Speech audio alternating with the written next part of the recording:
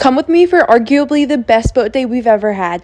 It was one of the most beautiful days we had ever seen. There was absolutely zero wind and the ocean literally looked fake. We knew we were going to have a big boat day, so we stopped at Green Turtle Key and I went to a coffee shop that I can only access by boat. There are very few espresso machines on the island, so getting myself an iced latte was definitely a treat. We then went offshore and tried to fish. It's wahoo season right now, so that's what we were targeting. We sadly didn't catch any fish offshore, but we came across the biggest pod of pilot whales I had ever seen. This was such a treat and a great start to our day. Because we couldn't catch any fish, we decided to go closer to shore, and I wanted to go to one of my favorite islands and look for shells. Jake is not much of a sheller though, so he dropped me off on the little island and then he went off by himself to fish. I spent probably an hour on this island exploring and looking for shells. There's no shells on the actual island. I have to get in the water and snorkel around. I posted a couple vlogs about that, so if you go on my page, you can watch me snorkel and find all of these great, amazing shells. And I had been to this island a few times before to look for shells, but I had never been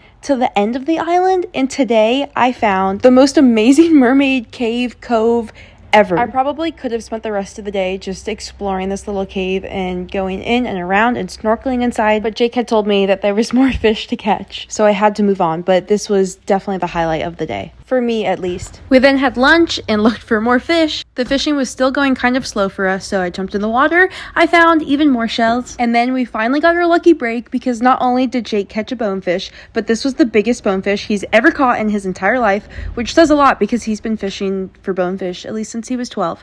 So that was the highlight of Jake's day. We then had the most beautiful boat ride home, the most beautiful sunset, and that's all. Bye!